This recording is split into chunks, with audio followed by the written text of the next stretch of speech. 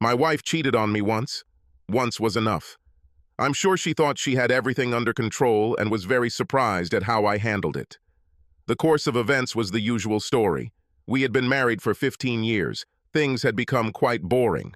We grew apart, spending time in the same house, under the same roof but in different rooms. She moved away from me. At some point, I noticed that we were no longer partners, no longer confidants, no longer lovers. She left too many clues. I did some scouting and did some digging.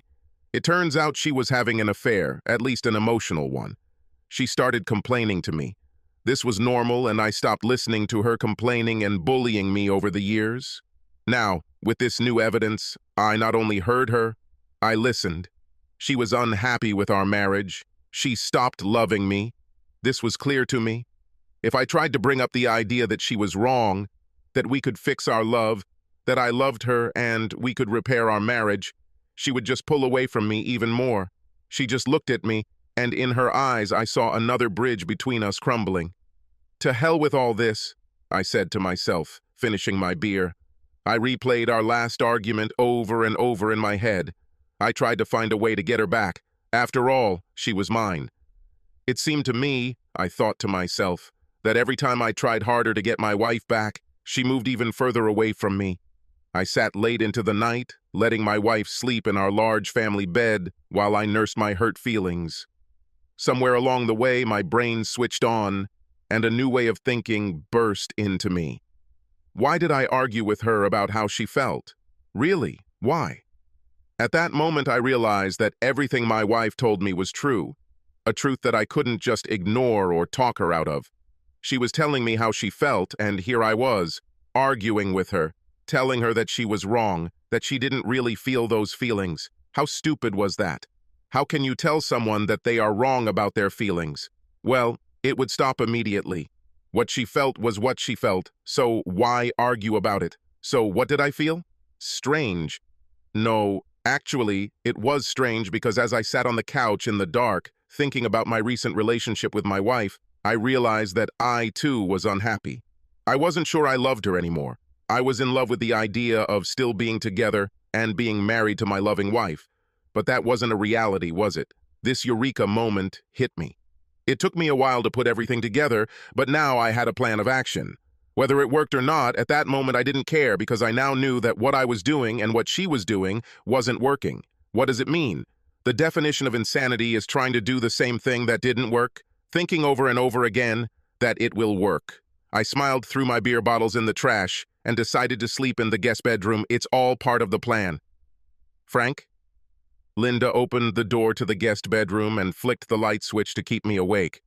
Why are you sleeping in the guest room? I squinted against the light until my eyes adjusted to the bright light. I stayed up late. I didn't want to bother you, I said. She looked at me and then wandered into the kitchen to get some coffee. I am not a coffee drinker, as I have been blessed with the ability to wake up and be alert immediately. I jumped into the shower and prepared for a confrontation. Today I had spring in my step. Linda sat opposite me in the living room. I sat in my usual position on the sofa. Linda clenched her fists. She was worried, and I felt that she was getting ready to tell me something. Frank, she began, this does not work. I feel disappointed and confused, and I don't think I love you anymore. I sat and looked at her. She paused, then continued. Frank, I know we've been together for a long time, but I think we need to get a divorce. The word hung in the air. I smiled as she looked at me nervously. That sounds good, honey, I said. She blinked. Frank, did you hear me? I nodded. Yes, of course I heard you. You don't feel like everything is working. You don't love me. You want a divorce. I agree. Do you understand? Now she was alarmed. I stood up and walked over to her. I knelt down in front of her. Linda, I can't change how you feel. You do not love me. How can I object to this? Can I tell you that you're wrong? No.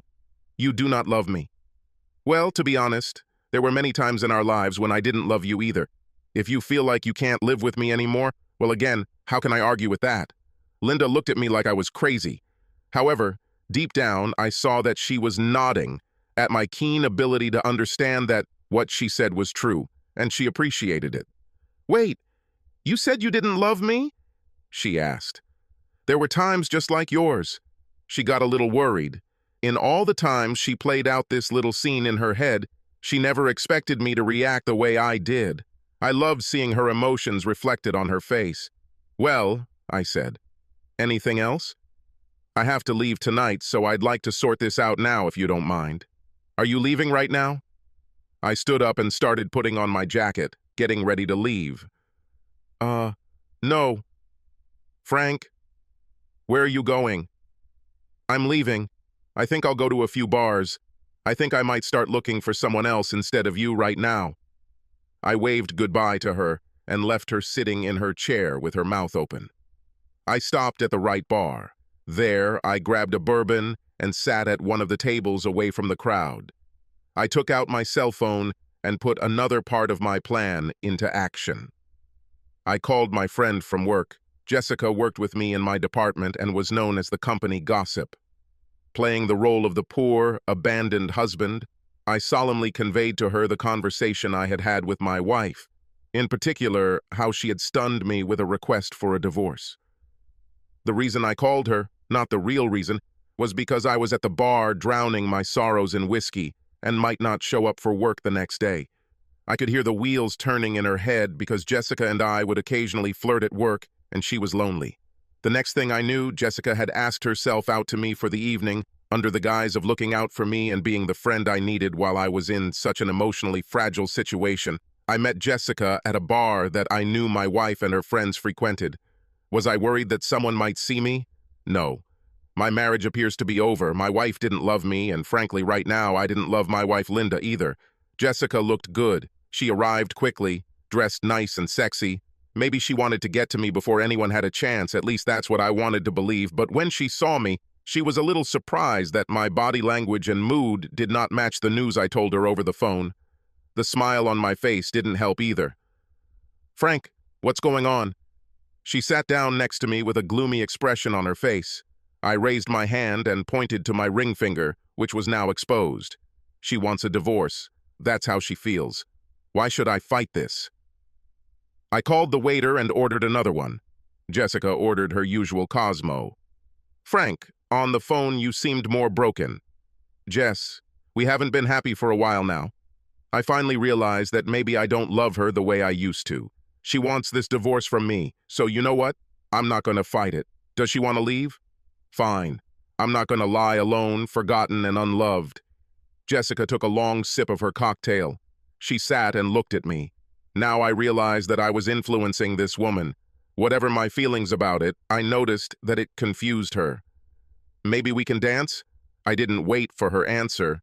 I just grabbed her hand and led her to the dance floor. "Frank, what are you going to do?" I hugged her tighter to me. "I'm going to give her everything she thinks she wants. I'm going to do whatever I want. Right now, I want to dance with you. In fact, I've been wanting to dance with you for a long time. Now I can do it." She looked into my eyes and smiled. "If you're trying to take revenge on her?" I raised an eyebrow.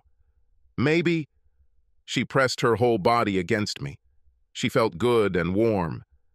"That suits me," she sighed. We lost track of time. It was so nice not having to worry about calling home to let Linda know when I'd be back. Jessica was funny, smart, and we flirted all evening. She was 100% mine. She knew it. I knew it.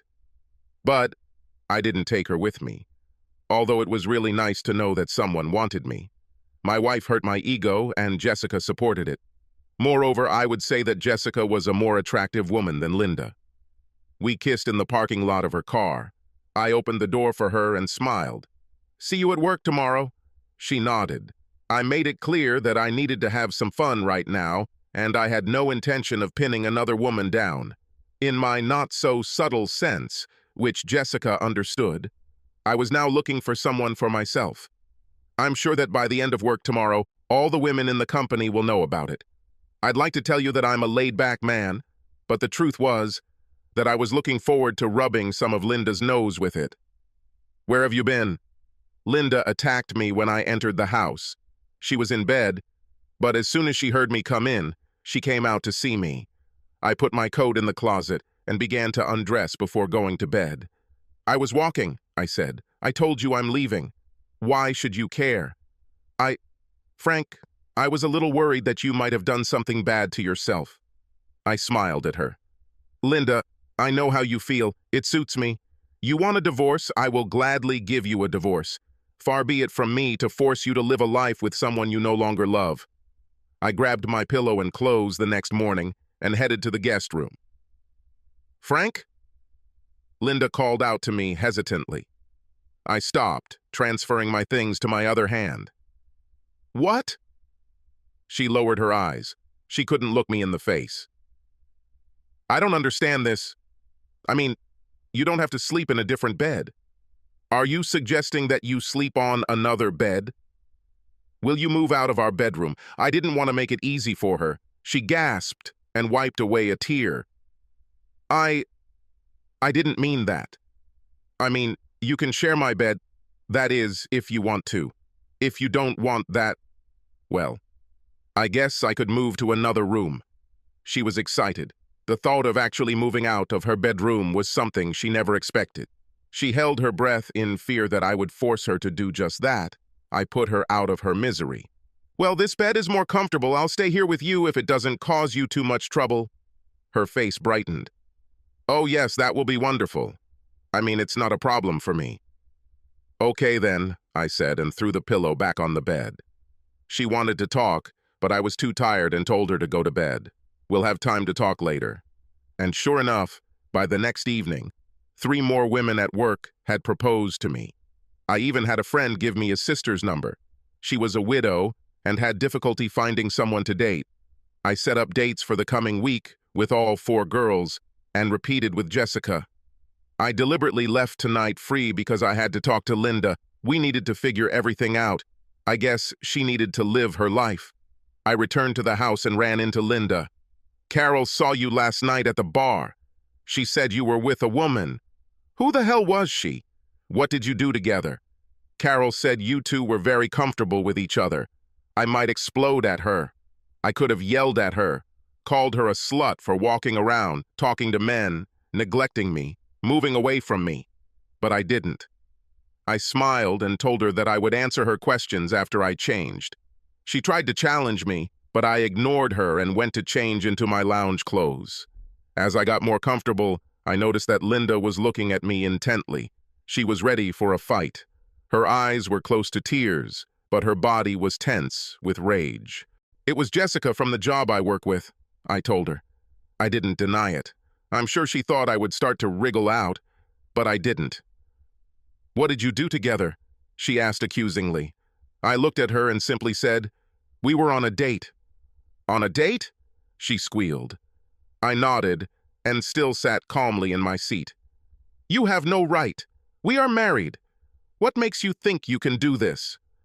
I stood up, grabbed a drink from the kitchen, and sat down again.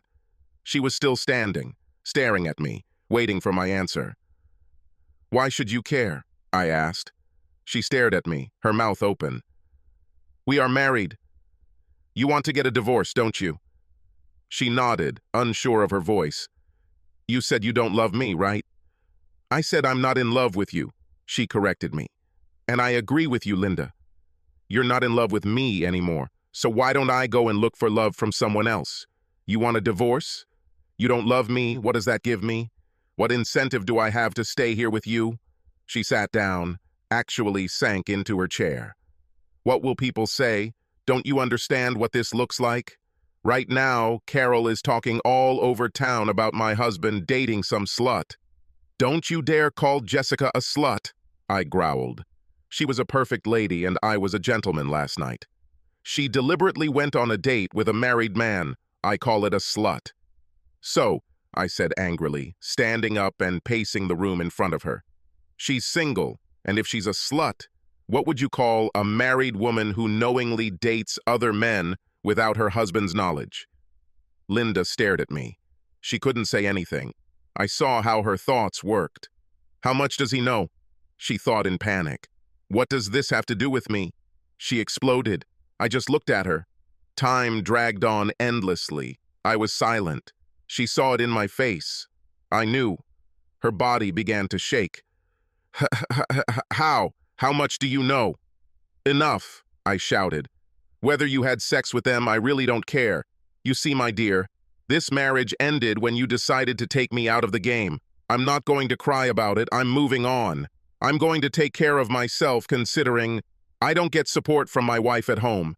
I got up and went to the kitchen. Dinner was not ready. I decided to do something for myself. She could cook for herself. A little later, she came into the kitchen and watched me finish my dinner. I'm very sorry, she told me. I put the dishes away and turned to her. I think you should know that I have plans for the rest of the week, so don't expect me home early. If you prefer, I can sleep in the guest room. She didn't answer me. I went upstairs to go to bed. I decided to sleep in the guest room. I'm sure Linda didn't sleep well. I met Christina after work. She was a cute blonde, about 35, divorced, with 2 children. We chatted over coffee and then did something really stupid. I took her to play laser tag, is a team military tactical game using safe laser weapons and sensors that record hits. Sensors are placed on vests, helmets, or headbands. Yes, it was us. 2 adults against 10 teenagers who all turned on us and continued to destroy us at the beginning of each game. Christina loved it. I loved sitting and talking to her after we were killed, waiting for the next game to start. At some point during the last game, we both got killed. We both fell side by side and played dead. I pulled her towards me as we lay there and kissed her. She kissed me back. We then had a nice dinner, and soon I walked her back to her house, where we kissed goodbye. She said goodbye to me before we moved on to anything other than kissing, and made me promise to ask her out again, soon. I expected another confrontation with Linda when I returned, but strangely enough, she was subdued. "Hello?" she said. I smiled and greeted her as I undressed after the date. "Looks like you had a good time?" she told me. Her emotions were hidden. "That's right. Thanks for noticing. How was your evening?" We talked. For the first time in months, we sat down and talked late into the night. I listened to her, and she listened to me. "I've never had sex with anyone else, Frank." "I swear to you," she admitted. "I've kissed several men and shared my thoughts and feelings with Justin at work. He wanted more from me, but I wasn't ready. Linda, I'm sure we're both guilty of this, but even though you didn't actually have sex with anyone else, you still deceived me. We were a team. I'm glad you stopped yourself from cheating on me before asking me for a divorce. I really respect you for that. I should have listened to your feelings, but instead I started arguing with them." "Yes," she agreed. We sat in silence for some time. "Frank, I'm confused right now. I don't know if I want a divorce." I smiled. "You'll let me know when you find out everything. I'm not kicking you out of the house, and I don't plan to leave it anytime soon." "Frank." I had already gotten up and was about to go to bed. "Are you still going to date Jessica?" "Yes. I'm dating her now, and with others too. Do what you want to do. Figure it out. I have to do what's best for me. If we get divorced, well, then it wasn't meant to be." I headed to the guest bedroom. She followed me in and stood in the doorway. "Frank?" I turned to see her as I took off my shirt. "Come back to bed with me, please." I hesitated. "Do you think this is reasonable?" Tears flowed from her eyes. "I don't know. I just want you right now." I held out my hands to her, and she threw herself into them and began to sob. She was confused. She didn't know what to feel. I carried her back to our bed. I held her as we fell asleep. Lauren was a good friend of mine. She was a fan, and she and I would always talk about the latest TV shows and fan stuff. We were at a neat bar with live music that she was dying to go to, but none of her friends or dates were interested. That evening, I took her with me. It was fun, and although we had flirted at work from time to time before, there was absolutely no chemistry between us as romantic partners. We had fun, but we were only friends. It was enough for both of us, and I returned home early. I pulled up to the house and found a car parked in the driveway. My jealousy reared its ugly head for a moment, but I calmed down and repeated to myself that everything would be as it would be. It doesn't make sense, does it? I learned this from my psychiatrist when I was being treated for my fear of flying. Instead of freaking out and screaming to myself, "Oh my God, I'm going to get on a plane," he made me change my tone to one of excitement and anticipation. "Oh my God, I'm about to get on a plane. I cannot wait." This took some practice, but generally worked in the short term. Not knowing what to expect, I repeated my mantra and opened the door to find Linda sitting and chatting with Carol, one of her friends. "Frank, I didn't expect you to come back so early." "Linda." "Carol." I nodded to them. Carol shot daggers from her eyes at me. She didn't say anything. "Business ended early, so I came back." "Want a little privacy?" Linda and Carol exchanged glances, and then Carol stood up from the couch. "I have to go. Linda, I'll talk to you soon." Linda walked Carol to the door. Carol gave me a nasty look, didn't say anything to me, and walked away. "Sorry for barging in. I didn't want to interrupt your evening," I told her. "Don't be stupid, Frank. This is your home, too. House. When was the last time she or I called this house our home?" "Have you eaten?" she asked me. She had some leftover food, which she and Carol apparently shared. I picked at the food while she cleaned the kitchen. "How are you?" I asked. She sat down. "I'm fine, I think." I invited Carol to talk, but she confused me even more. "How?" "She wanted me to throw you out, change the locks, and divorce your ass." Well, my key still works, so I take it you didn't have time to call a locksmith." She laughed. "Do not be silly. I had to explain to her that I was the one who asked for a divorce. After I told you this, what rights do I have over you? I left you, didn't I?" She looked into my eyes intently. That last part was a question she desperately wanted to know the answer to. I wanted to jump up and allay her fears, tell her that I still belonged to her. But I didn't. I said nothing. In the past, my intentions would have turned her off. Maybe this new waiver plan will have a different effect on her. Changing the subject, I blasted the audience. "Bad news, I'm afraid. My date for tomorrow evening is canceled. Now I'm stuck with concert tickets. Maybe you want to go with me instead of another girl?" His face brightened. "Oh, Frank. I wish I could. I mean, if that's what you want." I shrugged. "Well, I can give these tickets to someone at work." "No," she said decisively. "I mean, I'd be happy to go." "Happy to come with me?" She blushed and nodded. "Sure?" I asked. "Yes," she whispered. I smiled. This could be funny. I broke the news to Heather. She was disappointed, but that's life in the game called dating. Linda was dressed and ready to go when I picked her up after work. She looked good. She was dressed to impress. I'm pretty sure she was dressed to impress me. I didn't know too much about this group. Heather suggested I go to this concert, so I bought tickets. They were good. Loud, but good. I guess I wasn't surprised when we ran into Heather. I saw that Linda was surprised at how good Heather looked and quickly realized that Heather would be my date for the evening. I apologized to Heather, and she looked at Linda. "Heather, this is Linda." "Linda, Heather was supposed to be my date today, but something happened. Usually when I introduced Linda, I always called her my wife. This time I decided not to do it, and Linda noticed right away. "Heather, it's so nice to meet you. I'm Mrs. Donaldson." She looked straight into Heather's eyes, and something happened between the two women. Heather was smart enough to apologize and said she would see me at work the next day. Linda was seething with anger. She grabbed my hand. "Frank, where's your wedding ring?" I shrugged. "At home. I took it off after you asked for a divorce. Now I don't need it anymore." Linda was speechless again. Damn. I had fun keeping her quiet. "Frank, we are not divorced yet."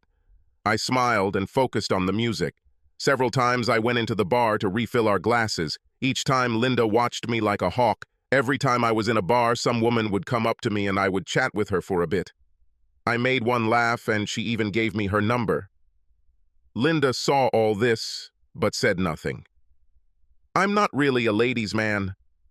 I can flirt a little, but I've always been respectful and never pushed anything.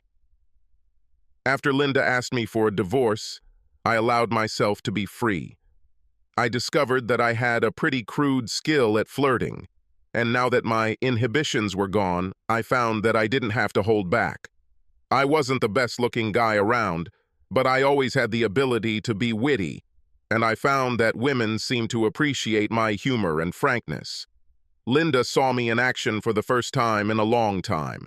I think it surprised her, but she must have realized that long ago the same moves, and flirtations had captured her heart. Tonight, I think that's what she was remembering. She was silent the whole way home. I was silent too.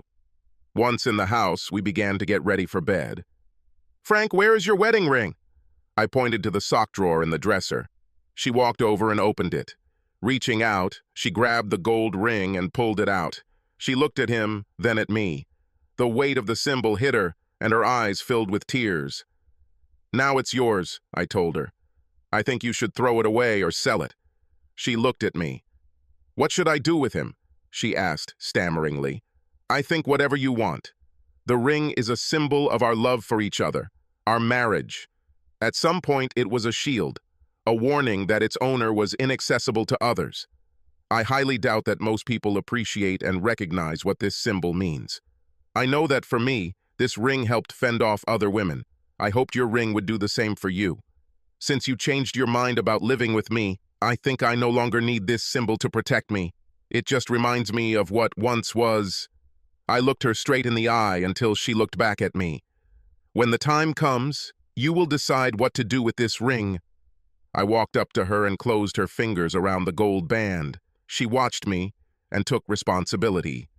"Frank?" I was just falling asleep when she called out to me. "Thank you for the evening. I enjoyed the concert and chatting with you. Contact me." I fell asleep again. In the morning, breakfast was waiting for me. Linda made bacon and eggs. She was a great cook, and I appreciated her efforts. I noticed that Linda had not taken off her wedding and engagement rings. I also saw that she kept fingering them while she ate with me. That morning, Carol called me at work. "Carol, I'm surprised I can hear you. What can I do for you?" "Lunch today, 12:30 at Bohemia." She switched off and I stared at the dead headset. I wasn't sure what to expect at lunch. I didn't know Carol very well. Linda became friends with her at work. She was pleasant to look at, but was never very friendly to me. She was one of Linda's friends with whom they often communicated. I walked into the bar I'd invited Jessica to that first night. She was already sitting at the table covered with a white linen tablecloth and waved her hand to me. Her face was tense and sharp. The conversation will probably not be pleasant. As soon as I sat down and my order was taken, Carol glared at me. "What the hell are you up to? Linda is in agony, and you pull this stupid trick, dating other women in front of her." I think I blushed for the first time. It was partly embarrassment, partly anger.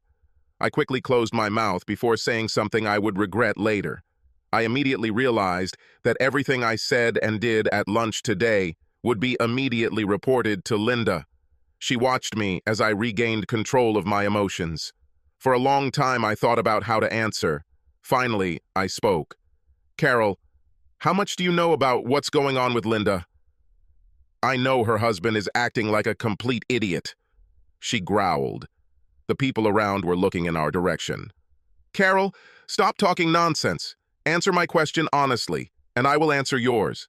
I have nothing to hide, and you?" Carol swallowed and was glad that our waiter had chosen that moment to serve us our food. I sat and waited. "Linda is confused," Carol admitted. "So confused that she needs to date other men to sort out her thoughts?" Carol blushed and took a sip of water. "Linda had some weak moments, Frank." "I bet," I said sarcastically. "We tried to help her figure it out," Carol answered. "You see, my dear Carol, this is where I make an exception. Why are you and your friends responsible for helping her work things out between her and her husband?" Carol was silent. "Really, why do you care at all?" "Linda is my friend." "And what?" I said. "I should be her best friend, her partner, her life partner.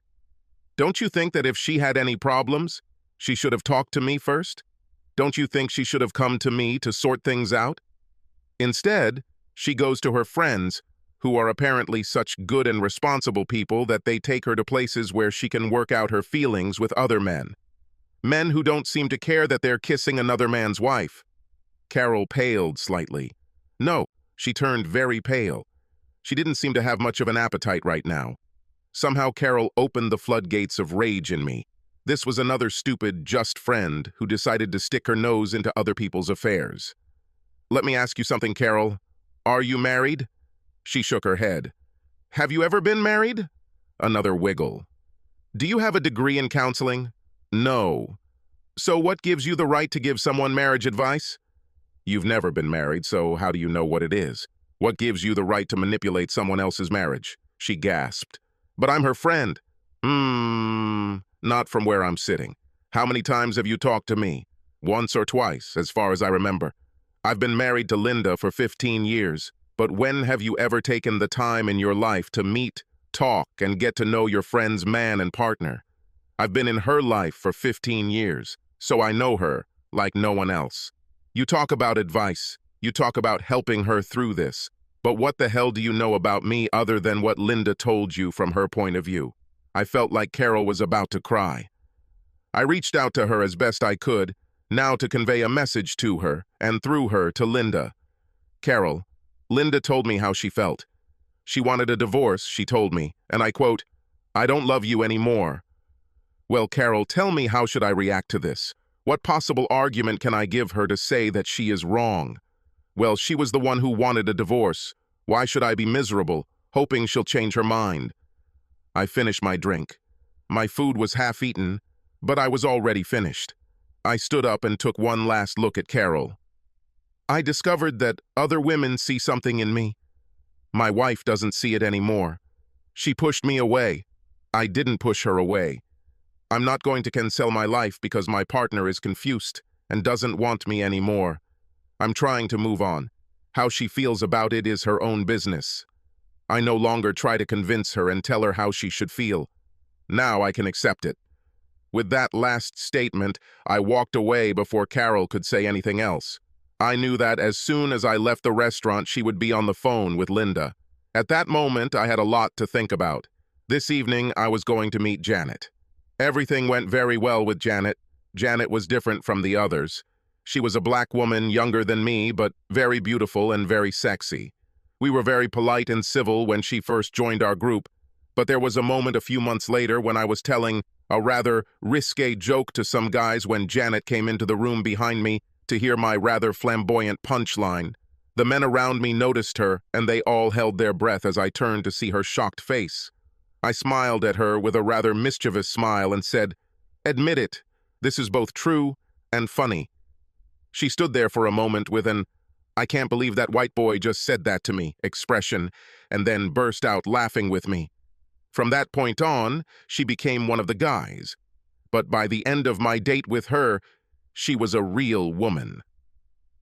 Janet allowed me to go further than my other dates, and at the very last moment, I was the one who turned down her offer to stay the night. As much as I wanted it, there were problems with Linda that needed to be resolved before I could sleep with another woman. Frank? Linda asked when I got into bed. Yes? Frank, I need you to take a shower. For what? It was dark. The lights were off, but Linda's voice was breaking. I heard her sobbing. Please, Frank, if you don't take a shower, then I'll have to ask you to go to the guest room to sleep. I was confused. What's happening? I turned on the bedside lamp and saw my wife. Her face was red and her eyes were wet. She couldn't look me in the eye. Please, Frank, you can come back to our bed, but I ask you to please take a shower. What's wrong? I always shower in the morning, honey. You know that. She turned away from me. She turned her whole body away from me. You smell like her. About? I had Janet's scent on me. Yes. I got out of bed. I felt like crap. I looked at her. She was still turned away from me. I'm sorry, I didn't understand. Look, if you want me to go to the guest room, I can do it. No, she sobbed. I want you to come back to our bed. Frank, I can't stand the fact that you're wearing someone else's scent. I just cannot. I'm sorry. I want you in our bed. It's bad enough knowing you're seeing other people. I can pretend you're going out with guys. I can ignore my friends telling me who they saw you with. I might even meet them like that Heather girl and tell myself that you're just friends. But now I know. I can smell her. I can say, I want you to come back to our bed, but only after you take a shower. I can't stand the smell of her on you. I walked over to her side of the bed. I didn't linger. I leaned over and kissed her forehead. I'm sorry. I wasn't very attentive. Let me take a shower and I'll go back to our bed. The next morning was Saturday, and I overslept. It's been a long week for me. Going out every evening made me realize my age. I was hoping I wouldn't come down with a cold or something like that. Linda woke me up with breakfast. Then she asked me what my plans were. I don't have anything for the weekend, I told her. Frank! I was still sitting at the kitchen table. What? Frank! She put her hand in her pocket and pulled out something. She came up to me and knelt down in front of me. She opened her palm, and inside, I saw my wedding ring. She grabbed my hand and looked up at me. Frank, I want to work on our marriage. I think maybe I haven't thought this through. She carefully began to place the ring on my finger. I let her. I still love you. She was on her knees, waiting for me to say something. Finally, I spoke. Do you really feel this way? She nodded. No divorce? She nodded vigorously again. What about other men? There is no one but you. That's it for you. Now comes the most delicate part. You all will probably think I'm crazy for this, but I went ahead anyway. You have to understand that I will still date other women from time to time. Linda swallowed. We sat like that for a long time. Our gazes met each other. During this whole process, I learned something about my wife. I was confident of the outcome. Finally, she nodded. I guess I shouldn't be surprised, she said. I think I'm in love with you too, I told her. I grabbed her and kissed her. I kissed her deeply. She kissed me back.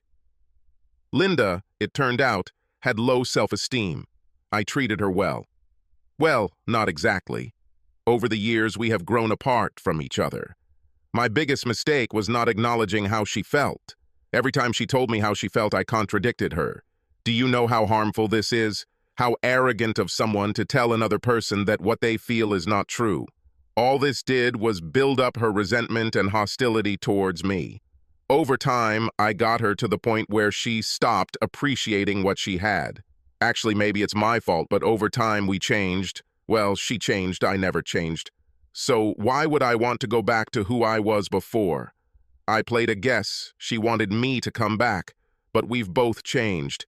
She now knew that there were others behind the scenes ready to replace her if she decided to go her own way. Do you have to date others? She whined. I'm not going to date other men. I looked at her and smiled. Yes, I will do it from time to time. You may be my wife, but I am your husband. Don't forget about this, and I won't forget about you. She smiled. Yes, she smiled. Take me to bed and show me what I was missing. Show me what all these other girls got from you. Do you think you have what I need? I asked. I'll just show you my love and maybe make you so tired that you won't have any strength left for any other woman. I picked her up and carried her into the bedroom. I lowered her onto the bed and we both peeled off our clothes with a sense of urgency that almost panicked. Our lust and passion exploded as I took her. Then she took me. Then she took me again. Somewhere along the way, she realized from my stamina that I hadn't slept with any of the other women. After 15 years, my wife knows what I can do in bed. She wore a knowing smile for the rest of the day. I said nothing. What happened on my dates was a topic I didn't bring up. She didn't do that either. It was an episode in our lives that is best left in the past. For my part, I now did not ask her about the men with whom she kissed and talked. My wife now looks at me with a certain amount of awe and respect. I never would have believed that my plan would work. It wasn't a very good plan. At first, I was simply too stubborn to give her the satisfaction of seeing her destroy her husband with her hurtful words and request for a divorce. When I saw how she reacted and accepted that I was seeing other women, while she stayed at home waiting for me, I took my plan further. I won it back by moving away from her. What you don't have is what you want most. What you have is what you want least. These are the words I live by now. Having freed her and me, we are now more together than before. So am I dating others? I haven't had to do this yet.